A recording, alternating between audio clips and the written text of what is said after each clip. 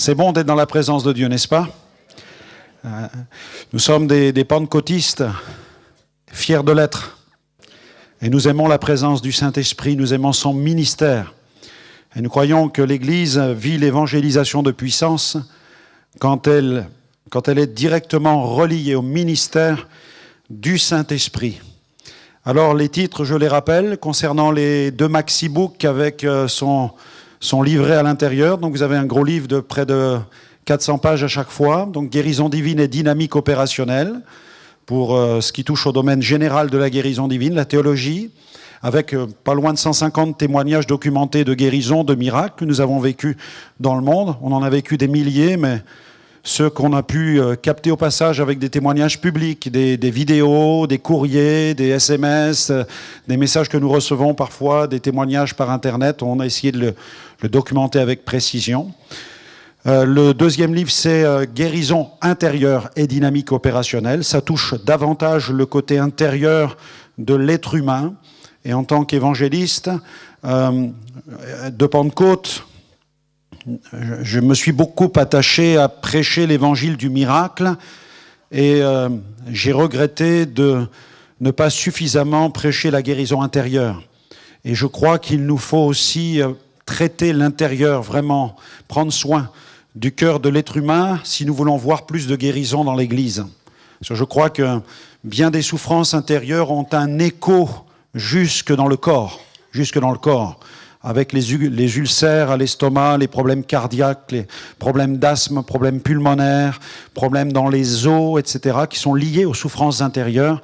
Et je vois tant de personnes qui, lorsqu'elles empruntent le chemin de Jésus, vers Jésus, et découvrent Jésus qui guérit les cœurs brisés, quand elles explorent aussi cette grâce du pardon, non seulement de leurs péchés, mais aussi d'aller demander pardon, ou de pardonner à ceux qui leur ont offensé, ou même de se pardonner eux-mêmes à cause de Christ qui a pardonné sur la croix.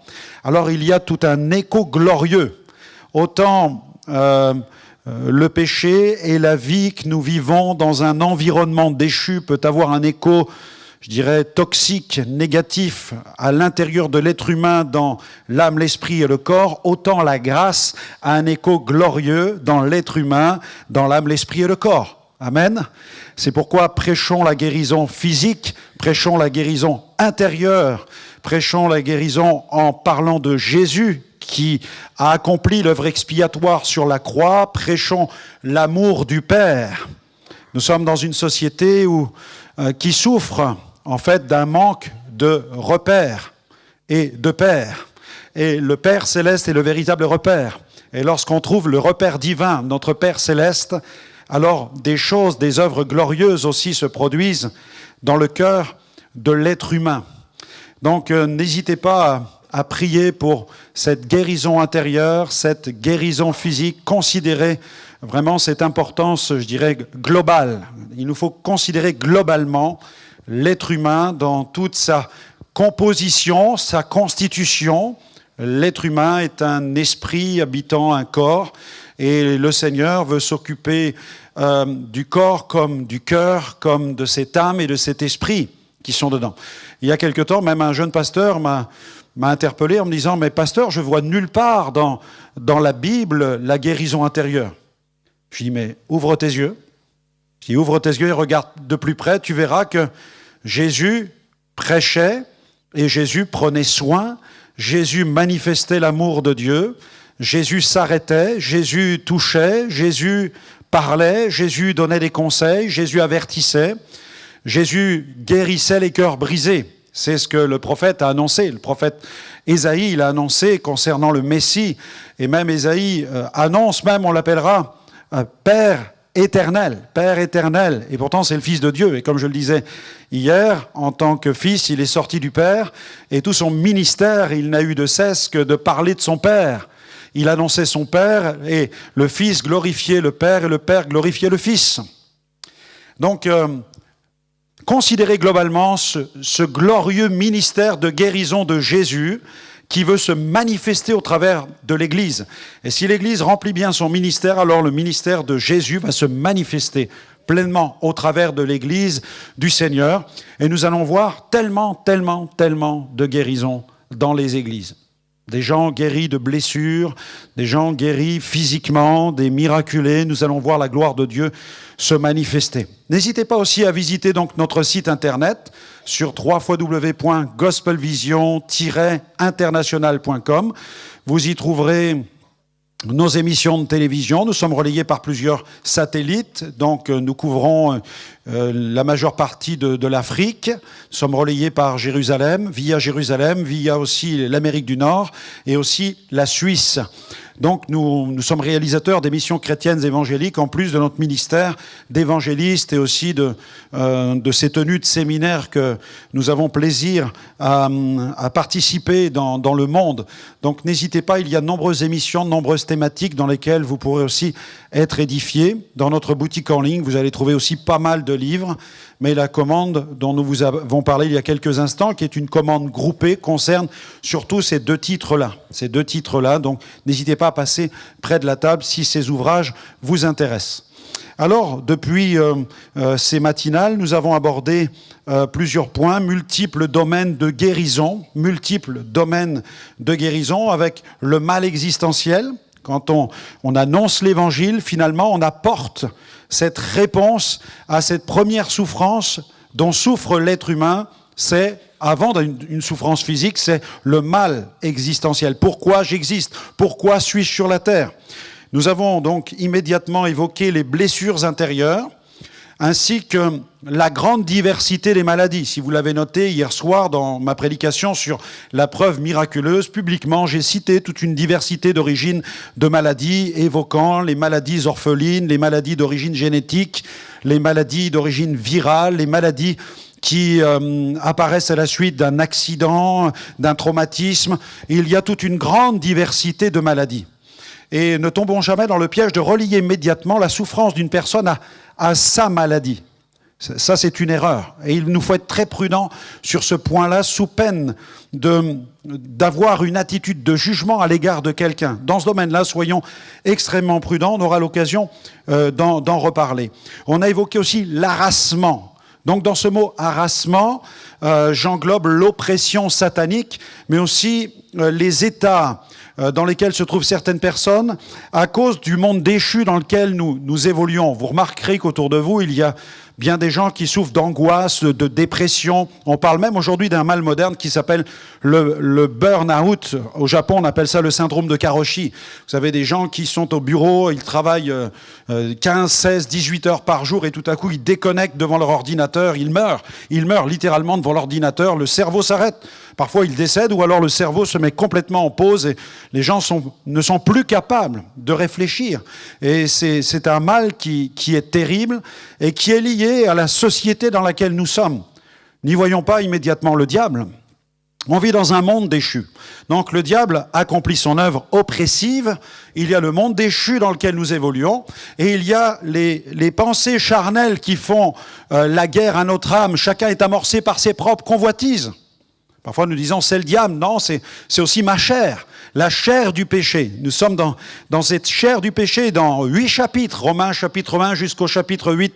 L'apôtre Paul détaille de façon tellement précise les combats contre sa propre chair, jusqu'à même déclarer par son impuissance en disant « Misérable que je suis, qui me délivrera de ce corps de mort ?» Pause. Et ensuite il dit « Grâce, alléluia !» Il y a de l'espoir, respirez maintenant. « Grâce soit rendue à Jésus-Christ, qui m'a libéré de la loi du péché et de la mort. » La loi de l'esprit de vie en Jésus-Christ me libère de cette loi qui est dans notre chair. On a cette loi dans notre chair, la loi du péché et de la mort. Mais ceux qui sont à Jésus-Christ ont crucifié la chair avec ses désirs et ses passions. Ils l'ont crucifié par la foi. Par la foi. Chaque matin, quand je me lève, je dois vivre dans cette foi que ma chair est crucifiée. Parce que tout autour de moi, le monde, l'esprit du monde, la convoitise des yeux, la convoitise de la chair sont une réalité. Je suis, amorcé par ce que le monde peut offrir. Mais je suis aussi amorcé par mes propres vices et par mes propres passions. Et puis le diable, par-dessus, lui va venir me tenter. la chair, le monde, le diable. Et aussi ma conscience. Lorsque j'ai commis des péchés et que je ne viens pas à la croix pour les déposer, lorsque je tombe sans cesse dans mes propres péchés, là aussi je vis un harassement. Pourquoi? Parce que j'ai des problèmes avec ma propre conscience. Et je connais bien des enfants de Dieu qui, malheureusement, à cause de leur situation, de leur état de péché, eh bien, souffrent dans le domaine de leur conscience et ils vivent sous leur propre accusation et ils vivent aussi sous l'accusation du diable par-dessus. D'accord ? Et donc là, cet état produit un véritable harassement au point que certaines personnes peuvent connaître une forme, et j'en ai été le témoin, de dépérissement moral tout d'abord, spirituel, moral, mais aussi physique. Et lorsqu'on prie pour eux, il est important de traiter l'intérieur et de discerner quels sont les problèmes qui sont à l'intérieur. Donc de recourir aux dons spirituels. Mais nous ne pouvons pas fabriquer les dons spirituels. Il nous faut les recevoir. Et les dons spirituels ne sont pas des dons que Dieu nous donne, dont nous nous servons à volonté, comme, je dirais, le marteau, le tournevis ou la clé à molette que j'ai dans ma caisse à outils. Je ne décide pas de dire, je vais maintenant discerner, je vais maintenant exercer la parole de connaissance ou la parole de sagesse. Les dons spirituels ne fonctionnent pas comme ça. Ce sont des charismas, des manifestations de la grâce. Pneumatikos en grec, comme je le disais hier matin, c'est la manifestation du souffle de l'esprit. Alors quelqu'un va dire, mais alors pasteur, comment les exercer? Eh bien tout simplement en dépliant la voile. Je compare souvent l'exercice des dons spirituels à un bateau qui a besoin de voguer vers sa destination, mais pour qu'il puisse avancer, il faut que la voile soit déployée. Et si la voile de notre cœur est ouverte à l'action du Saint-Esprit, si nous aspirons aux dons spirituels, alors le souffle du Saint-Esprit pourra s'engouffrer dans la voile de mon cœur et je vais tout à coup, comme Ananias, pousser vers Saul de Tarse, être animé du Saint-Esprit. Amen. J'espère que je vais prêcher mon message ce matin quand même, parce que hier, je vais vous prêcher mon sujet, mais je ne l'ai même pas prêché hier matin. Je vous ai parlé avec l'abondance qui venait dans mon cœur. Et là, ce matin, c'est encore parti comme ça, alors ça m'ennuie un peu, parce que j'ai envie de vous dire des choses, mais il y en a d'autres qui viennent. Alors je vais vous les dire quand même. Hein. Ananias, quand vous regardez l'histoire d'Acte 9 avec Ananias, vous remarquerez qu'il est entraîné par la puissance du Saint-Esprit et que les dons spirituels se manifestent. Peut-être quelqu'un dira, mais où sont les dons spirituels dans ce récit d'Ananias qui se dirige vers Saul de Tarse pour lui imposer les mains? Bien, vous avez toute une dynamique extraordinaire. Mais nous avons un défaut, je dirais un tort, dans nos milieux pentecôtistes, c'est de saucissonner l'action du Saint-Esprit, dans le sens où quelqu'un va par exemple dire, eh bien toi tu vas exercer la parole de sagesse, stop. Un autre va exercer la parole de connaissance. Stop. Un autre va exercer un don des guérisons. Stop. Et nous voyons les dons spirituels s'exercer de cette manière pour quelqu'un un seul, pour un autre un seul, mais pas plusieurs dons spirituels en même temps. Et ça, c'est une erreur. Parce que nous ne pouvons pas enfermer le Saint-Esprit. Non, le Saint-Esprit est une personne. Et lorsque le Saint-Esprit entre en action, la personne du Saint-Esprit souffle. Et quand il souffle la plénitude, il envoie la plénitude du Saint-Esprit. Et dans cette plénitude se manifestent plusieurs dons à la fois, parfois. Ce qui fait que lorsque vous lisez la parole de Dieu, vous remarquerez, si vous l'étudiez avec attention, que Jésus ou les apôtres, parfois, exercent plusieurs dons en même temps. Ananias reçoit une révélation. Le Seigneur lui donne le modus operandi en lui disant qu'il doit se diriger à tel endroit parce qu'il y a un homme que le Seigneur a choisi et qu'il appelle au ministère. Alors, vous imaginez que le Seigneur vous parle tout à coup, demain matin, au lever du lit, et qu'il vous dise, tu vas te lever, tu vas aller imposer les mains à quelqu'un qui va devenir un apôtre. Qu'est-ce que vous dites? Alléluia? Allô, il y a quelqu'un? On ne dit pas forcément alléluia, surtout quand c'est un dangereux persécuteur, non? Surtout un homme de ce calibre-là qui persécutait les chrétiens. Et Ananias commence à émettre certaines réticences. Vous lirez dans Acte 9, il émet certaines réticences. Mais le Seigneur va le rassurer en lui parlant. Il lui parle. La foi vient de ce qu'on entend. Et le fait que Dieu lui réponde et lui parle, qu'il offre une réponse à ses réticences, va produire de la foi chez Ananias. Le texte dit « Ananias partit ».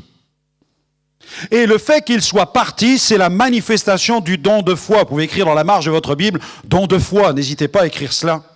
Parce que je pense qu'il faut une foi d'une nature spéciale pour sortir de chez soi, aller imposer les mains à un personnage de ce genre. Un dangereux persécuteur. Aujourd'hui, nous avons des djihadistes dans le monde. Imagine que le Seigneur vous dit « Tiens, demain matin, tu vas te lever, il faut que tu ailles imposer les mains à un djihadiste là-bas. » Et le Seigneur... Non, c'est pas à moi que tu parles, là. Non, il y a erreur de casting. Mais là, il n'y a pas erreur. Ananias partit, et il va trouver les choses, l'endroit, comme le Seigneur les lui a révélés. Et quand il entre à l'intérieur de la maison de Judas, où se trouve Saul de Tarse, Ananias immédiatement le regarde et lui dit « Saul, mon frère, don de discernement des esprits. » Parce que comment sait-il que cet homme est son frère? Il n'est pas question ici d'un lien qui nous rappelle ce lien communautaire qui peut exister à l'intérieur d'une même communauté ethnique. Lorsqu'un Réunionnais voit un Réunionnais, il peut lui dire « Hey, mon frère ». Lorsqu'un Maghrébin rencontre un Maghrébin « Hey, mon frère, comment ça va ?» D'accord? Lorsqu'un Noir voit un Noir « Hey, mon frère ». Lorsqu'un Blanc voit un Blanc, il dit rien.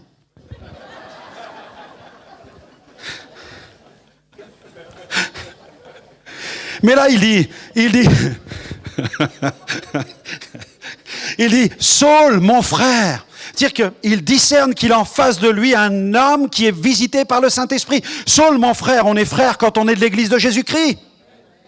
Mais par l'Esprit, il sait déjà qu'il a en face de lui un homme qui est brassé par le Saint-Esprit.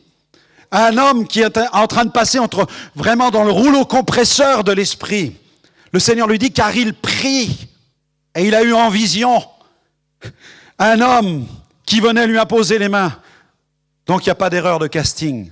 Et même Ananias aurait pu rétorquer tout ce qu'il voulait. Le Seigneur lui disait déjà que dans la vision, Saul avait vu Ananias venir. Donc il fallait qu'il y aille. Il n'y avait pas d'erreur dans cette affaire-là. Et donc Ananias dit, Saul, mon frère, le Seigneur qui t'est apparu sur le chemin de Damas, comment le sait-il? Parole de connaissance. Il m'a envoyé vers toi pour que tu sois parole de sagesse. Et si vous lisez Harold Orton ou Ward Carter ou Donald G. sur la question des dons spirituels, la parole de connaissance et la parole de sagesse, tous ont toujours quelques difficultés à trouver la différence entre les deux. D'accord?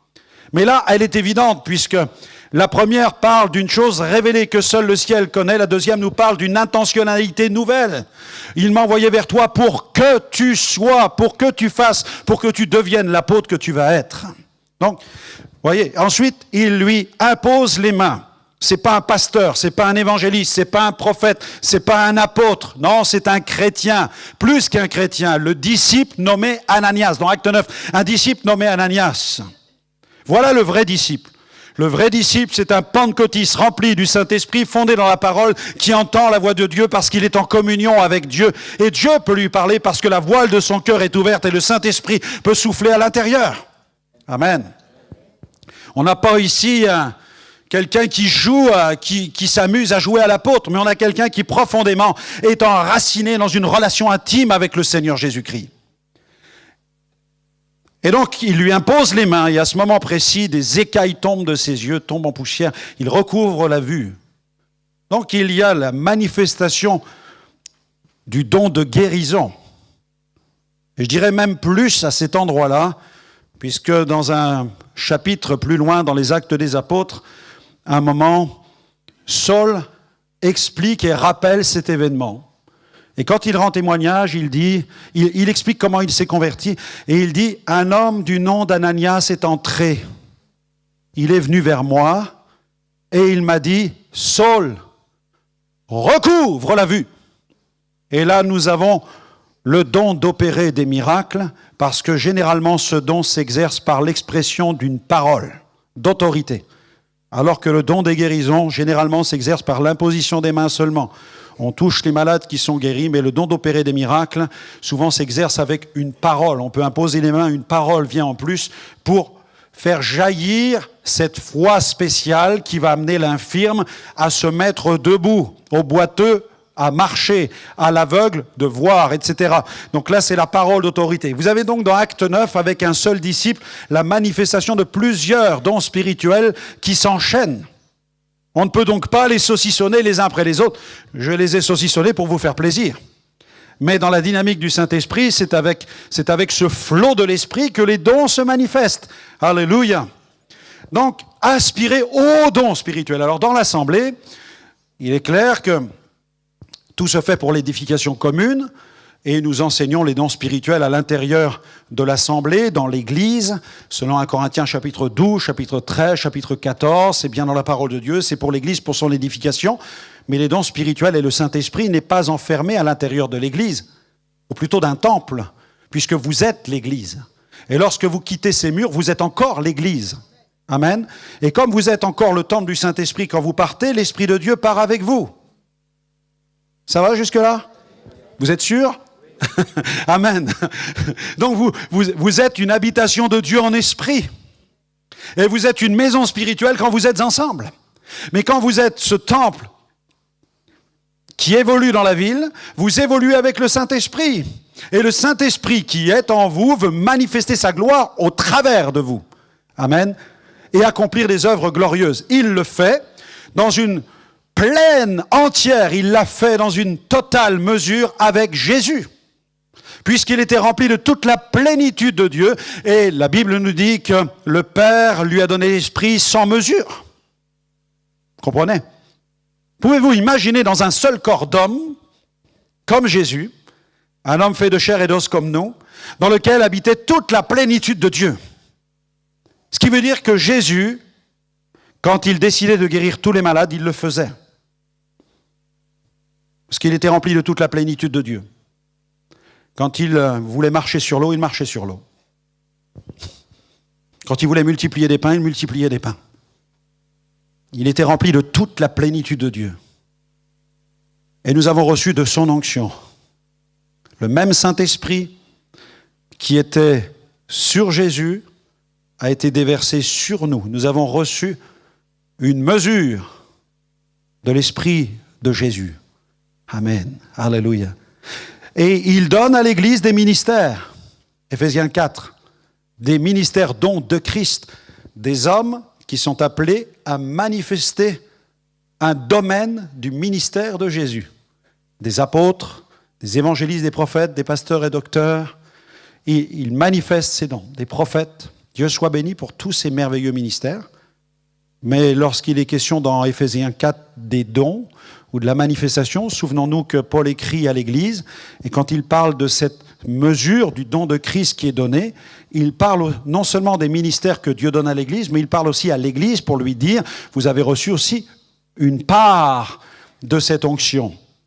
C'est pourquoi nous voyons un homme comme Ananias, qui n'exerce pas un ministère don de Christ, être rempli de l'Esprit et manifester la vie de Christ et la puissance du Saint-Esprit.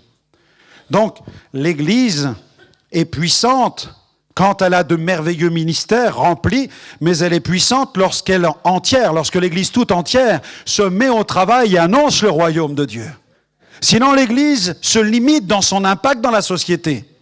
Mais si tous les disciples, si tous ceux qui se réclament de Jésus vivent une véritable vie de disciples et sont pleinement remplis du Saint-Esprit et sont conduits par le Saint-Esprit, seules de bonnes choses peuvent se passer dans la société parce qu'ils vont apporter le message de la grâce, ils vont avoir de la compassion pour les malheureux, ils vont pleurer avec ceux qui pleurent, ils vont s'occuper des cœurs brisés, ils vont imposer les mains avec intelligence, sagesse, direction de l'esprit à ceux qui sont malades, ils vont réprimer les démons qui tourmentent et saccagent la vie de ceux qui sont possédés.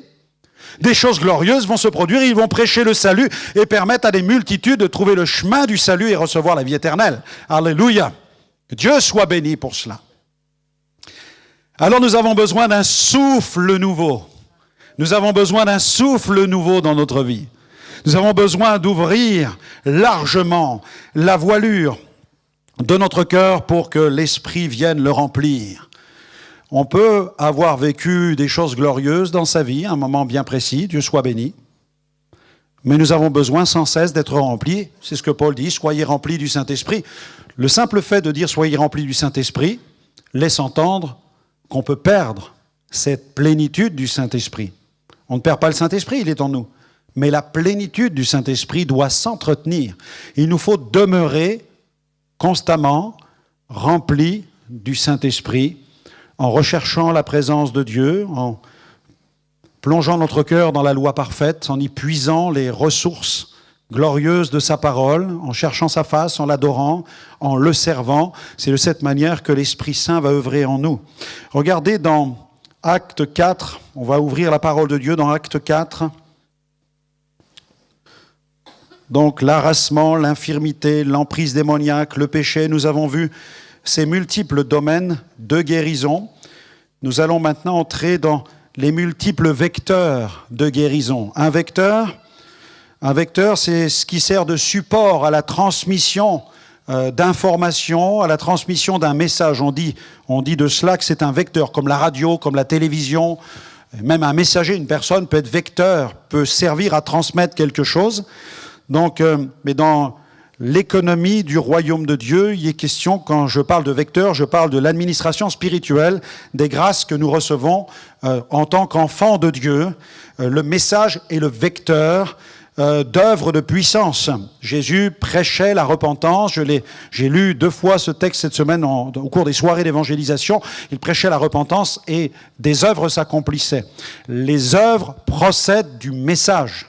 Le message du royaume entraîne les œuvres du royaume. Et quand je lis ce passage d'Acte 4, je vois les apôtres qui subissent la persécution, ils sont emprisonnés, ensuite relâchés. Et au verset 24 d'Acte 4, ils élevèrent la voix tous ensemble. Donc il y a cette unité dans l'intercession. Là, nous sommes dans la dynamique d'intercession. Nous avons des guerriers de prière. C'est une église composée de guerriers, d'hommes et de femmes qui combattent dans la prière. Au verset 29, regardez, maintenant, voilà la prière. Seigneur, vois leurs menaces. Donne à tes serviteurs d'annoncer ta parole avec une pleine assurance, en étendant ta main pour qu'ils se fassent des guérisons, des miracles, des prodiges, par le nom de ton saint serviteur Jésus. Quand ils eurent prié, le lieu où ils étaient assemblés trembla. Ils furent tous remplis du Saint-Esprit. Ils annonçaient la parole de Dieu avec assurance. N'avaient-ils pas été remplis du Saint-Esprit le jour de la Pentecôte? Si, bien entendu. Mais ils avaient tout à nouveau besoin d'être remplis du Saint-Esprit. Et c'est par la bataille menée dans l'intercession que le ciel s'est ouvert tout à nouveau pour répandre encore le Saint-Esprit. Alléluia! Nous pouvons donc venir chercher dans la présence de Dieu cette onction glorieuse. Verset 12 du chapitre 5, regardez, beaucoup de miracles et de prodiges se faisaient au milieu du peuple par les mains des apôtres. Pourquoi? Parce qu'ils avaient prié, l'Église avait prié dans Acte 4. Le lien entre Acte 5 et Acte 4 est clair, c'est une Église qui bataille dans la prière et dans l'intercession. Si nous voulons vivre l'évangélisation de puissance, il nous faut impérativement emprunter ce chemin de la guerre spirituelle. On peut avoir un pasteur, un ministère équipé avec plusieurs dons spirituels, mais si l'Église n'est pas dans la bataille, il va rencontrer les plus grandes difficultés sur le terrain. Comprenez? C'est extrêmement important, c'est fondamental. Ils se tenaient tous ensemble au portique de Salomon. Aucun des autres n'osait se joindre à eux, mais le peuple les louait hautement. Quand j'ai lu ce passage, je me suis dit, mais comment le peuple peut-il louer hautement l'Église et pourtant ne pas s'approcher de l'Église? On a la réponse quelques versets précédents, c'est-à-dire que la crainte s'était emparée de tout le peuple. Pourquoi? Parce que Pierre avait exercé des dons spirituels. Les dons spirituels, il y a les dons de puissance, ils sont glorieux, guérison, délivrance, miracle, bam. Mais il y a aussi le domaine de la révélation. Et l'histoire d'Ananias et Saphira nous parle d'une révélation qui était une parole de jugement même. Ananias et Saphira qui avaient caché l'argent plutôt que de le donner aux apôtres comme il avait promis. Vous imaginez? Donc le peuple voyait les miracles, mais le peuple avait appris l'affaire d'Ananias et Saphira. Donc on louait hautement l'Église, mais On vous aime bien les chrétiens, il y a des miracles, il y a des guérisons, mais bon, l'affaire d'Ananias et Saphira, ça nous a glacé un peu le sang. Vous voyez ce qu'on veut, vous voyez, il y avait de la peur, il y avait la conscience de la gloire de Dieu, mais la conscience aussi de la sainteté de Dieu. C'est merveilleux. Et la Bible dit que le nombre de ceux qui croyaient au Seigneur, hommes et femmes, s'augmentait de plus en plus, de sorte qu'on apportait les malades dans les rues, qu'on les plaçait sur des lits et des couchettes, afin que lorsque Pierre passerait, son ombre au moins couvrit quelqu'un d'eux. La multitude accourait aussi des villages et des villes voisines à Jérusalem, amenant des malades et des gens tourmentés par des esprits impurs, et tous étaient guéris. Tous étaient guéris, tous. Alors je ne vous dis pas dans quel état ils étaient, ces gens-là. Hein. Il y avait des gens dans l'occultisme, dans les ténèbres, dans la sorcellerie. Mais le Seigneur faisait grâce et il les guérissait. Acte 19, il y a encore cette scène, ce réveil, ce mouvement de l'esprit.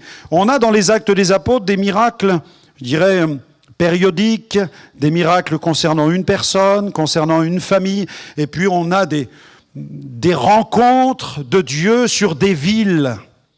Des impacts où le royaume de Dieu impacte la terre. Vous avez dans les actes des apôtres des agents du royaume de Dieu. Vous êtes des agents du royaume de Dieu. Amen. Je me souviens d'un vol au Pakistan. J'ai eu quelques campagnes au Pakistan, en République islamique, des campagnes en plein air.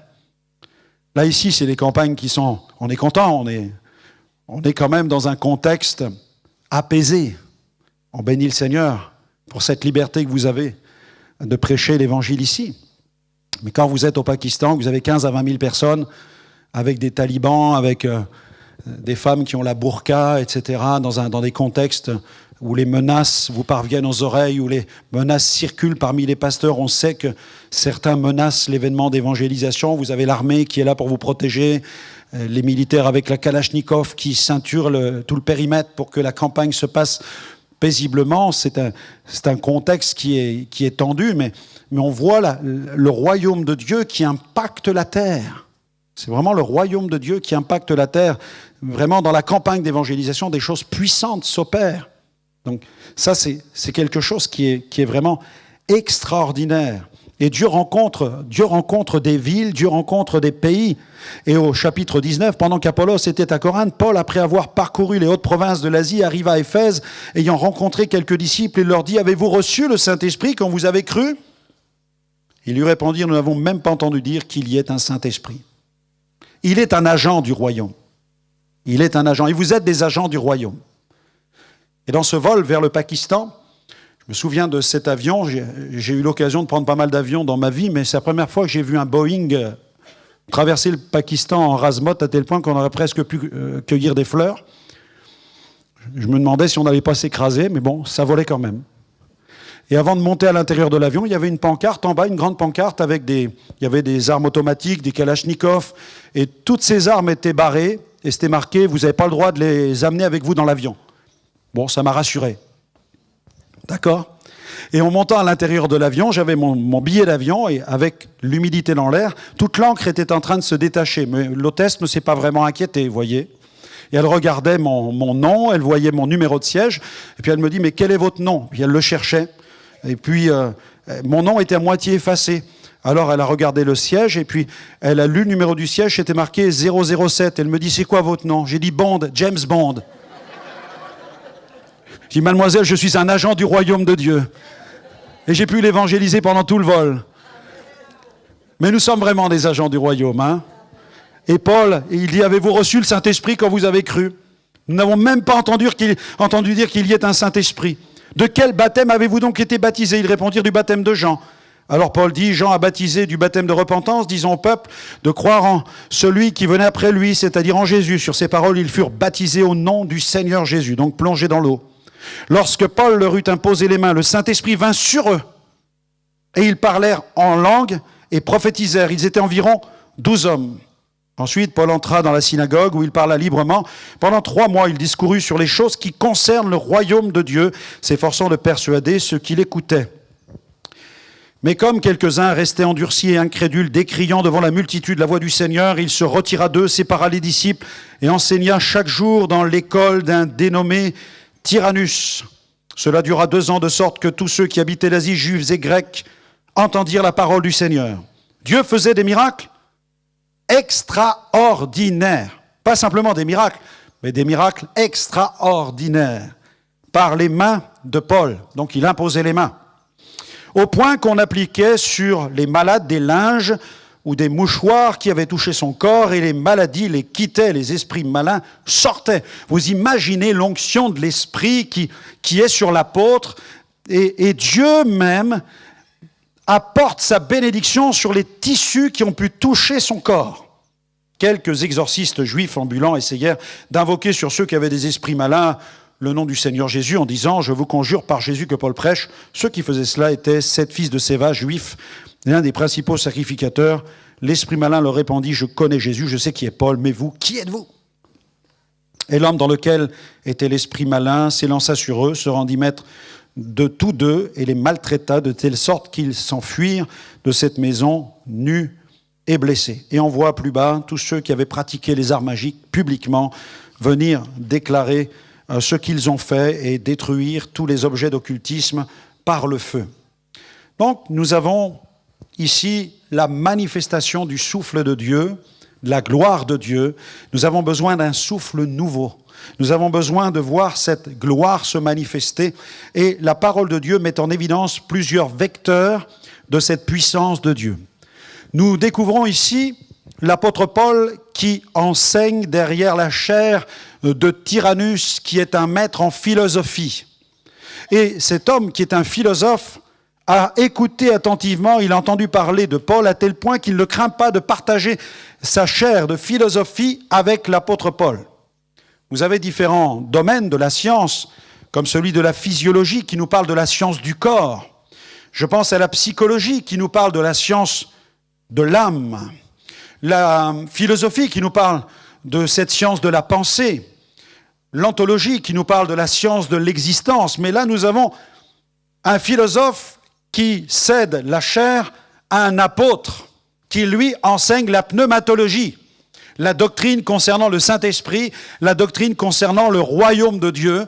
Et il ne craint pas de lui prêter cette chaire parce qu'il voit au travers de cet homme des phénomènes surnaturels se produire.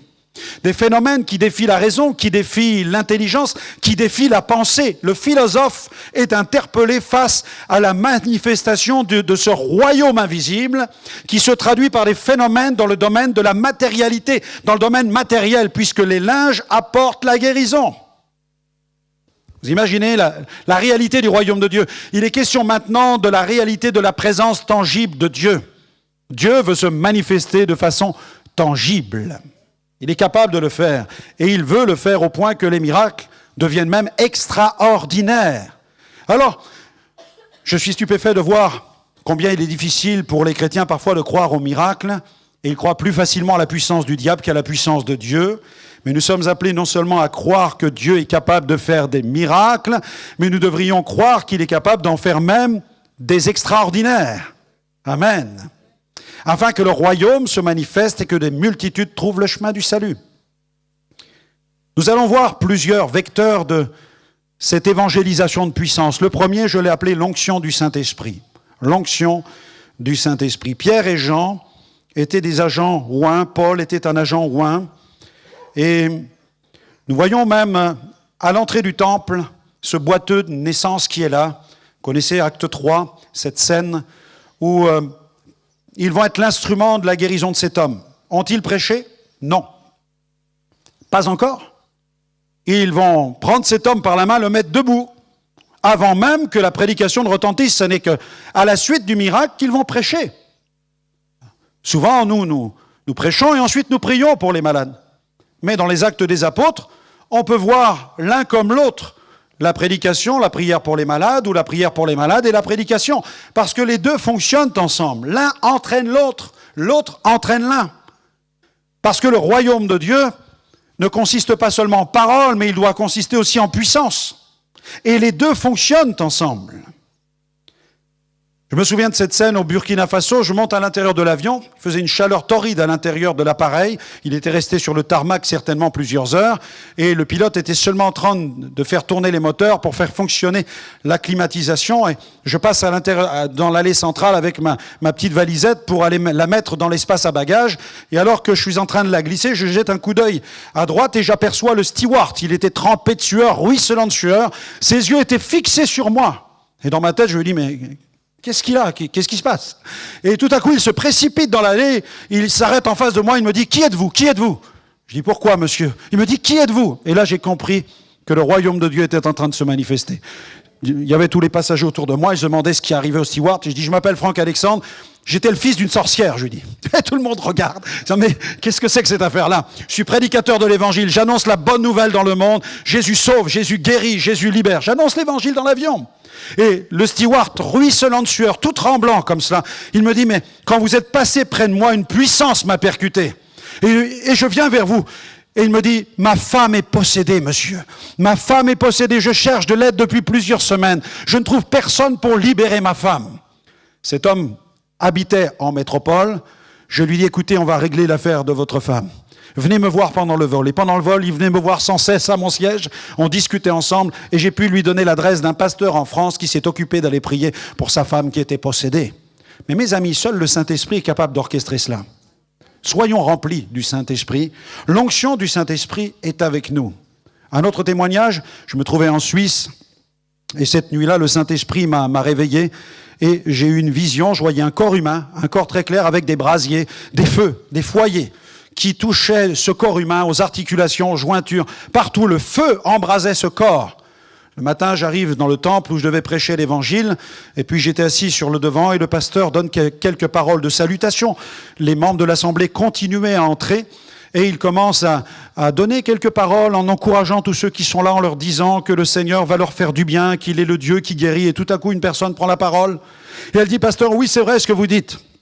En descendant de ma voiture, j'étais guéri de ma maladie. Une autre personne dit, quand je suis entré à l'intérieur de l'église, ce matin, j'avais mal dans ma tête et je viens d'être guéri. Alors, dans mon cœur, j'ai compris la vision que j'avais eue la nuit et ce que Dieu allait faire ce matin-là. Et donc, la louange a commencé. Mais vous n'imaginez pas l'impatience dans mon cœur sur ma chaise. Je priais que le dernier chant arrive pour prendre la parole. C'était un feu qui brûlait en moi. Et enfin, le dernier chant s'est terminé. Le pasteur m'a donné le micro. Je suis monté à l'estrade. J'ai pas eu le temps de lire dans la Bible. J'ai dit, voilà ce que j'ai vu cette nuit. Et tout à coup, le feu a embrasé, spirituellement parlant, la salle. Les gens commençaient à pousser des cris. Les gens commençaient à louer Dieu. Et j'ai vu des malades courir sur le devant. Je suis descendu immédiatement. Le pasteur, l'équipe pastorale était subjuguée devant tout ce qui était en train de se produire. Mais c'était le Saint-Esprit qui était à l'œuvre. Et les infirmes venaient, je les touchais aux articulations. Et tout à coup, les corps se mettaient en mouvement et les malades étaient guéris par la puissance de Dieu. L'onction du Saint-Esprit. L'onction veut dire le Saint-Esprit qui opère. L'onction du Saint-Esprit, c'est le Saint-Esprit qui est en action. Il nous faut rechercher cette onction du Saint-Esprit. Vous avez un passage dans 1 Jean 2, 27. 1 Jean chapitre 2, verset 27.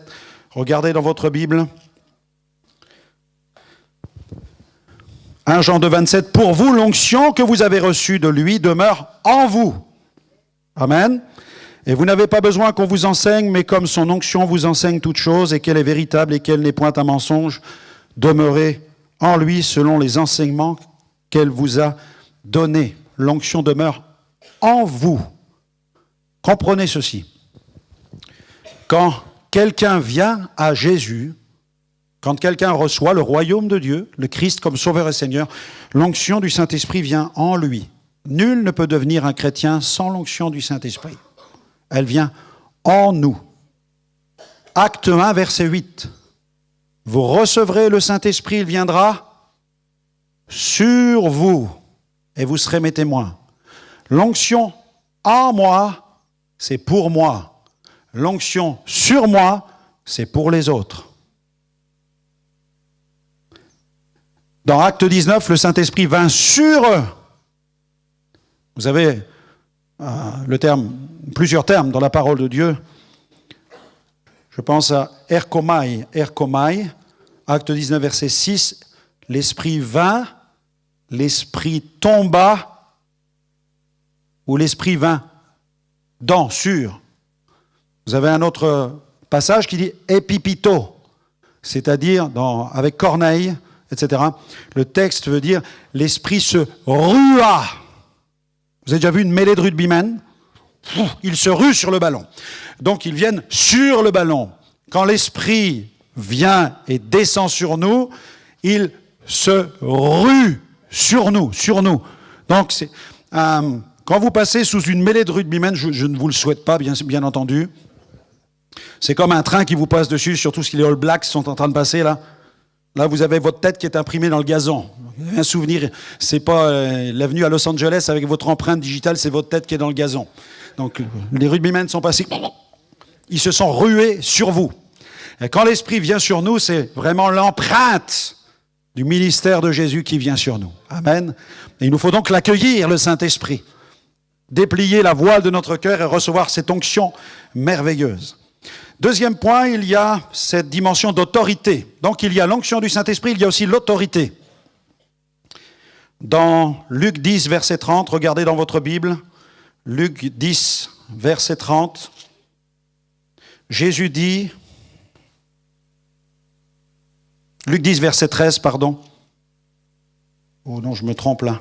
C'est Luc 10, verset 19, pardon.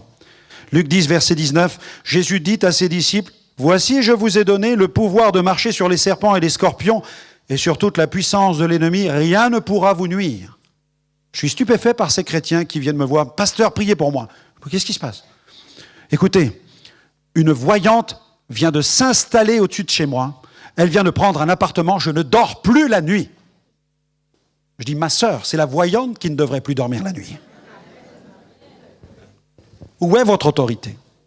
Jésus dit, vous avez reçu le pouvoir, dans le grec exousia, sur la puissance, dunamis. L'autorité est toujours supérieure au pouvoir, à la puissance. Vous avez l'autorité. Vous avez un beau 4x4 que vous venez de vous offrir. Vous commencez à rouler au-dessus de la vitesse autorisée. Et puis, tout à coup, il y a un homme habillé en bleu qui vous fait signe de loin de vous arrêter sur le côté. Qu'est-ce que vous faites? Je ne sais pas comment vous faites à la Réunion, hein, mais si vous dites « je ne l'ai pas vu » et que vous écrasez le monsieur en bleu, je pense que vous allez avoir un peu de problème. Dire que dans quelques heures, même très vite, dans moins d'une heure, vous allez entendre un hélicoptère au-dessus de votre tête avec des gens habillés en ninja qui vont descendre sur votre 4x4 avec des armes lourdes et bam, bam, bam, on va arrêter tout de suite votre 4x4. Vous avez beau avoir 150 000 chevaux à l'intérieur sous le capot, ça ne fera pas le poids devant l'autorité de l'État. D'accord? Eh bien, vous pouvez dire, je suis un petit chrétien, petite chrétienne, je ne paye pas de mine, mais ce chrétien que tu es a autorité sur la puissance des démons et de Satan. Résistez-lui avec une foi ferme et il fuira loin de vous. Vous avez cette autorité-là. Et moi, je l'ai découvert par accident. Lorsque je me suis converti, le pasteur m'a imposé les mains. J'étais rempli de cette présence glorieuse. Je n'étais pas encore baptisé du Saint-Esprit. Comme Smith Wigglesworth, j'ai vu des guérisons avant même d'être baptisé du Saint-Esprit. Je vous expliquais toute l'histoire de Wigglesworth hier matin, avec sa foi dans un Dieu tout-puissant. Moi, j'ai été libéré des démons. J'ai cru en quittant cette petite église que Dieu est tout-puissant. Ça n'est que 14 mois plus tard que je reçois le baptême de l'Esprit et que je vais évoluer dans les dons spirituels. Mais j'ai Jésus en moi, j'ai l'onction du Saint-Esprit en moi et l'Esprit est en train de venir sur moi. Il est en train de me remplir et un jour il va déborder, cet Esprit-là. Je rentre à la maison, j'ai 10 minutes de conversion, je pousse la porte du cabinet de consultation, ma mère est dans une séance de sorcellerie. Et moi j'arrive en criant, maman, maman, Jésus est ressuscité, Jésus est vivant. Ma mère se lève avec l'autre sorcière qui était avec elle. Elle me dit, qu'est-ce que tu as fait? Tu as consommé de la drogue? Je dis, non, maman, c'est la puissance du Saint-Esprit. Elle me dit, quoi? La puissance du Saint-Esprit? Elle me dit, mais c'est quoi cette affaire-là, la puissance du Saint-Esprit? Je dis, maman, alors je lui dis, Jésus vient de me libérer, Jésus m'a sauvé. L'autre sorcière, quand elle entend le nom de Jésus, elle dit à ma mère, il faut vite appeler les médecins, il faut faire quelque chose, votre fils est fou. Jamais on a vu un voyant, quelqu'un qui pratique l'occultisme, proclamer le nom de Jésus. Votre fils a un problème, madame Alexandre. Et moi, je dis à cette dame, madame, s'il vous plaît, au nom de Jésus, vous sortez de chez moi. Et ça n'a pas marché. Parce que le Seigneur m'a appris ce jour-là que nous ne devons pas user de politesse avec le diable. Une deuxième fois, je me souviens du pasteur, et là je suis en train de m'agripper après le comptoir. La sorcière commence à murmurer des malédictions. Je la connaissais, elle faisait mourir les gens. Elle commence à murmurer ces malédictions vers moi. Et là mon esprit commence à vaciller, je me sens mal. En fait, elle m'a par l'intimidation et par la peur Elle ne peut pas me posséder, mais elle peut me faire peur. Et moi, je me tiens après le comptoir et je dis, Jésus, il faut que tu me dépannes, ça fait 10 minutes que je crois en toi, comment tu arrêtes des affaires pareilles? Pour ceux qui sont adeptes des réseaux sociaux, n'hésitez pas à nous retrouver sur Facebook. Donc, vous trouverez plusieurs Facebook avec mon nom, mais pour vraiment trouver notre page personnage public, il faut entrer donc dans la barre de recherche Franck et Liliana Alexandre. Et de cette manière, vous trouverez la dernière mise à jour avec toutes les actualités de notre ministère. Poursuivons sur cette thématique avant de terminer aussi, de clore cette matinale par un temps de prière pour que nous puissions recevoir aussi l'onction du Saint-Esprit sur nous avec le baptême de l'Esprit et les dons spirituels. Nous avons vu cet élément qui s'intitule l'onction, donc multiples vecteurs de guérison, l'onction du Saint-Esprit. Nous avons aussi évoqué l'autorité que nous avons en Jésus-Christ. Un autre point est celui de la foi. La foi est extrêmement importante si nous voulons voir la guérison divine se manifester autour de nous. Le missionnaire Lester Sumrall, évoquant la foi, a dit de la foi, il a dit « La foi a le pouvoir de changer votre univers intérieur. » Donc elle change l'univers intérieur de celui qui prie, de celui qui prêche. Elle change aussi l'univers intérieur de celui qui va entendre l'Évangile. Il est important que celui qui prêche, celui qui prie, soit dans la foi et que celui qui veut bénéficier aussi du ministère de guérison soit lui aussi dans la foi. Nous avons un passage dans l'Épître aux Hébreux, donc dans Hébreux chapitre 11, un passage que vous connaissez bien. Si je peux avoir juste un petit peu plus de retour sur l'estrade, s'il te plaît. En Hébreux 11, un petit peu moins. Hébreux 11, versets 1 à 3. Hébreux 11, versets 1 à 3. Or, la foi est une ferme assurance des choses qu'on espère, une démonstration de celles qu'on ne voit pas. Or, la foi est une ferme assurance des choses qu'on espère, une démonstration de celles qu'on ne voit pas. Et vous connaissez ce passage qui dit « La foi vient de ce qu'on entend, et ce qu'on entend vient de la parole de Christ. » La foi vient de, et la foi est.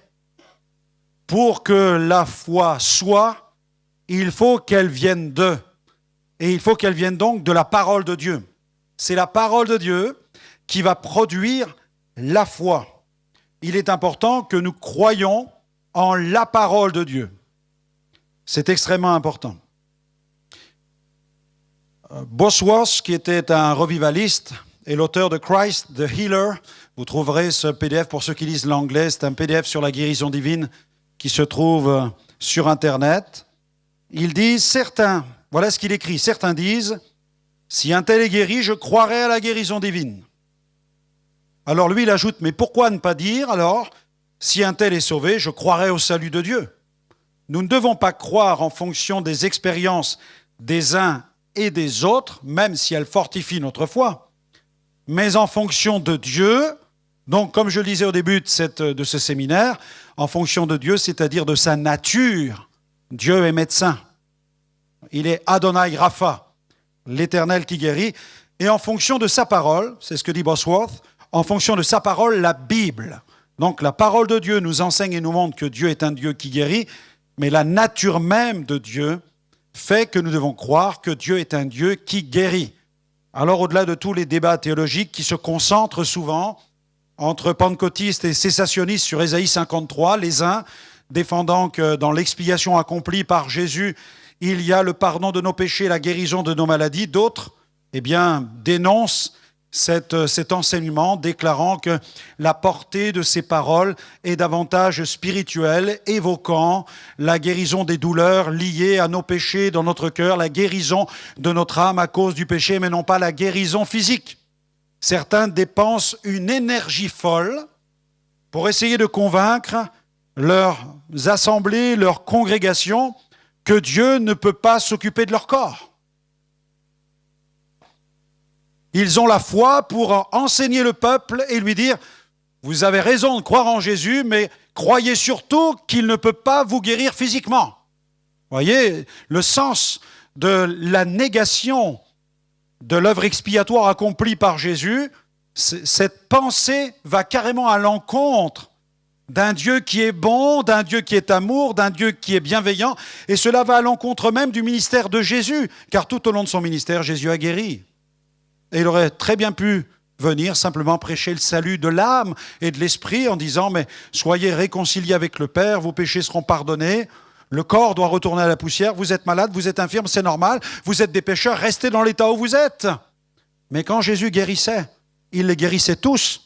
Et il ne s'asseyait même pas pour faire un entretien et voir s'il n'y avait pas, imaginons, un péché dans la vie de la personne. Non, il guérissait parce qu'il était là pour manifester le royaume de Dieu. Si nous voulons voir des guérisons, il est important que nous puissions accéder à cette compréhension de la volonté du Père de manifester au travers de la guérison divine le royaume de Dieu afin d'éblouir, d'illuminer l'intelligence de ceux qui vont expérimenter la grâce de Dieu. J'ai vu cet homme au Pakistan mettre sa foi en action. Et vous remarquerez que souvent Jésus disait qu'il te soit fait selon ta foi. Va, ta foi t'a sauvé. Il arrivait parfois que sans la foi, il les guérisse. Mais dans certains cas, il valorisait la foi. Parce que pour Jésus, la foi est extrêmement importante. Parce que la foi va déterminer la relation de l'homme pécheur avec Dieu. Celui qui s'approche de Dieu doit croire que Dieu existe et qu'il est le rémunérateur de ceux qui le cherchent. Jésus est le chef de la foi, il est le consommateur de la foi, il est le rémunérateur. Donc Jésus consomme et rémunère la foi. Donc la foi pour lui est importante. Sans la foi, il est impossible d'être agréable à Dieu. Et lorsque la foi se manifeste, que des hommes apportent un infirme à Jésus, le texte dit « Jésus voyant leur foi ».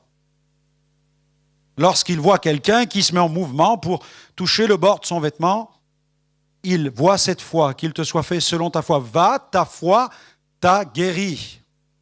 Et en ce qui concerne la femme à la perte de sang, cette guérison englobe le domaine physique et même le domaine spirituel, parce que le terme grec c'est sézoken. Et le mot sézoken veut dire même sauver spirituellement. Parce que cette femme était coupée, elle perdait tout. Elle perdait son sang, elle perdait son argent avec les médecins, elle avait perdu sa communion avec le peuple hébreu, parce que dans la loi, quelqu'un qui perdait son sang était considéré comme impur. Elle avait même perdu l'accès au temple. Elle avait tout perdu. Et elle était condamnée par la loi. Et pourtant, cette femme, qui était condamnable aux yeux de la loi, n'a pas été renvoyée par le Messie. Que fait-elle? Elle s'approche dans la foule, avec un sentiment profond de honte, mais elle touche le Messie. Alors qu'elle sait qu'elle est considérée comme étant une femme impure, elle ose toucher le bord du vêtement du Messie. Elle touche la frange qui se trouve à l'extrémité du vêtement du Seigneur, puisque le Seigneur portait ce morceau de tissu, cette pièce d'étoffe carrée, avec à chaque extrémité de ce qu'on appelle les tzitzit. Et à l'intérieur des tzitzit, il y a le cordon bleu de la loi avec tous les nœuds qui symbolisent, qui ont une valeur spirituelle, mais il y a le cordon bleu qui symbolise la loi. Et cette femme, elle pénètre dans la foule et elle attrape le bord du vêtement de Jésus. Et il y a dans sa démarche une intention, il y a une expression de la foi. Elle saisit le bord du vêtement de Jésus, le tzitzit dans lequel il y a la loi, le symbole de la loi. Vous allez dire, mais ça n'a pas de sens, pasteur, je ne comprends pas. Comment peut-elle saisir le bord du vêtement de Jésus qui nous parle de la loi, alors que la loi la condamne? Quelle espérance pour elle dans la loi? Y a-t-il une espérance pour cette femme dans la loi? Eh bien oui, il y a de l'espérance dans la loi. Vous allez me dire, oh pasteur, je ne comprends pas puisque la loi la condamne. Eh bien si vous lisez la loi, vous découvrirez que dans la loi, il y a des fenêtres d'espérance, puisque la loi annonçait le Messie dans le Deutéronome. Et cette femme n'ignorait pas qu'un Messie viendrait, qu'il serait le libérateur d'Israël. Et en saisissant le bord du vêtement, elle confirme qu'elle sait qu'elle est impure selon la loi de Moïse, mais elle sait que dans la loi de Moïse, il y a aussi des prophéties concernant le Messie, et elle attend son Messie. Et c'est pourquoi Jésus avance, on tire son vêtement, et tout à coup, une force sort de lui. Et cette femme est même guérie malgré Jésus. Parce que lui-même dit, qui m'a touché? Quand je prie pour quelqu'un, que je touche quelqu'un, je sais que je le touche. J'ai conscience que je vais prier pour communiquer la grâce et prier pour une guérison. Mais le Seigneur Jésus dit, qui m'a touché? Les disciples rétorquent, mais Seigneur, tout le monde te presse et tu dis, qui m'a touché? Mais non, un heure de dire, tu es en train de faire une affaire de quelque chose d'étrange, tout le monde est en train de te toucher et tu dis, qui m'a touché? Oui, mais quelqu'un m'a touché d'une manière spéciale, car une force est sortie de moi. C'est vraiment étonnant ce passage, hein? Parce que malgré lui, une force, l'onction de l'Esprit va guérir cette femme. Pourquoi? Parce que le Père glorifie son Fils et il libère cette énergie du royaume pour guérir cette femme. C'est extraordinaire, la manifestation de la grâce de Dieu et au travers de cette femme qui a manifesté sa foi. J'ai vu cet homme au Pakistan dont je vous parlais il y a quelques instants parcourir plusieurs kilomètres. Nous étions dans la ville de Faisalabad. Chaque soir, 10 à 12 000 personnes venaient entendre l'évangile. Et je me souviens encore de cet homme devant. Il tenait sa femme dans ses bras. Sa femme était infirme. Il n'avait pas les moyens de lui offrir une chaise roulante. Mais il a parcouru plusieurs kilomètres en portant sa femme pour venir écouter l'évangile. Cet homme a reçu le Christ. Sa femme a reçu le Christ. Il est resté jusqu'à l'appel pour la prière pour les malades. Et je voyais cette femme tenue dans les bras de cet homme qui était épuisé. La chaleur torride du Pakistan. Et puis à un moment, prions pour les malades et je vois tout à coup cette femme qui déplie ses jambes et qui cherche à prendre appui sur le sol et le mari qui comprend ce qui est en train de se faire et qui tout à coup fait un geste en arrière et découvre que sa femme se tient debout et commence fragilement à avancer et ensuite à marcher normalement sous l'action glorieuse du Saint-Esprit. Ne pensez-vous pas que cet homme a mis sa foi en action? Il s'est mis en action.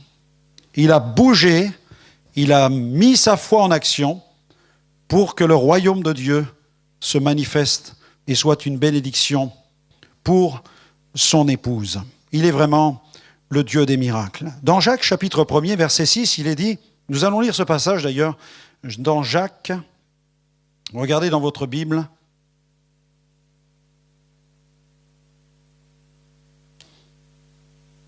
Jacques, chapitre 1er, verset 6, la foi est importante si vous voulez prier pour les malades. Vous devez être pleinement dans la foi.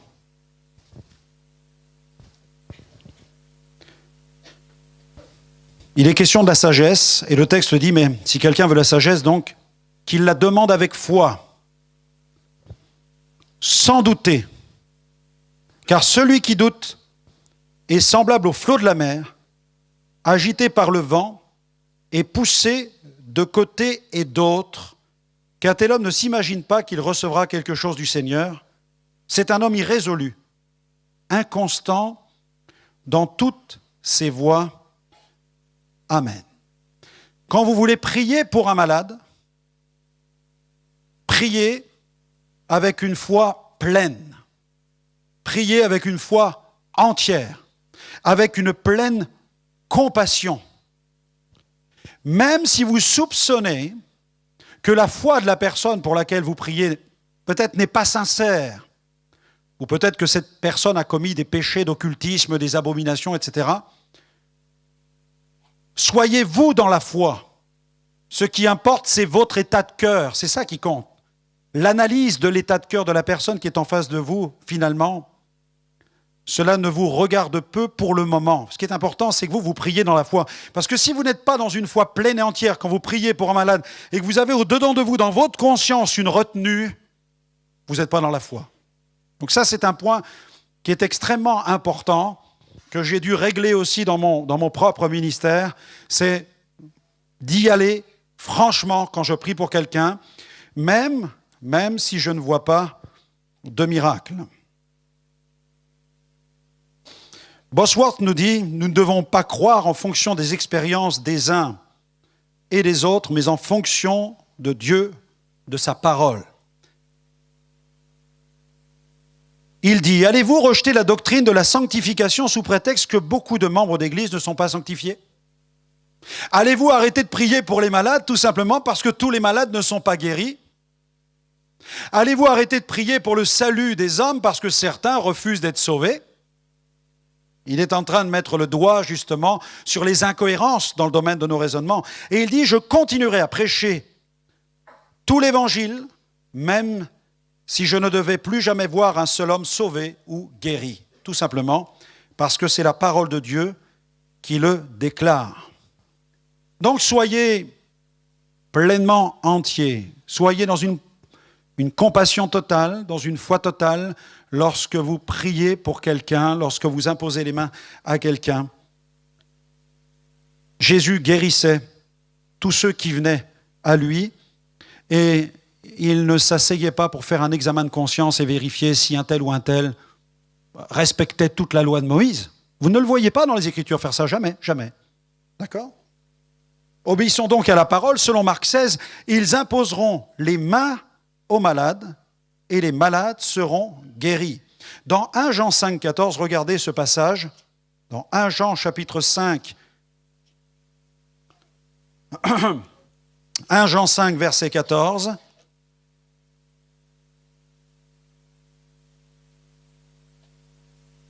Nous avons auprès de lui cette assurance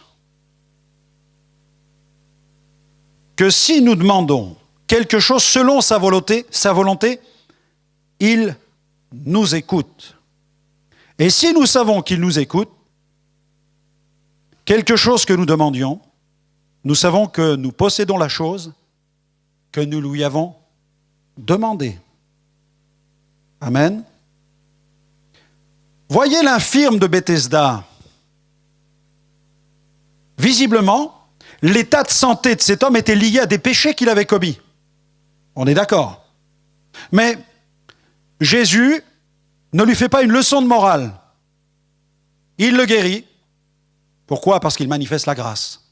Il le guérit. Ensuite, il lui dit, va, ne pêche plus, de peur qu'il ne t'arrive quelque chose de pire. Mais avant, il manifeste la grâce.